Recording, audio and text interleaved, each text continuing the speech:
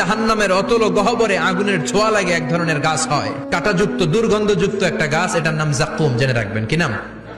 জাক্কুম। বিশ্বনবী বললেন তিরমিজির বর্ণনায়, জাক্কুমের একটা টুকরা যদি আল্লাহ দুনিয়াতে ফেলে, পুরো দুনিয়াটা দুর্গন্ধে সয়লাব হয়ে যাবে।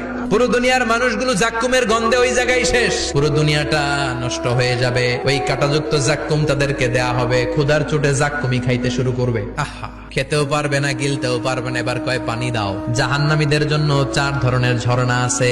একটার নাম হলো হামিম, মানে ফুটন্ত গরম পানির ঝর্ণা। 2 নম্বরে হলো গসাক, মানে বমি। 3 নম্বরে হলো গিসলিন, দুর্গন্ধযুক্ত রক্ত আর পুষ।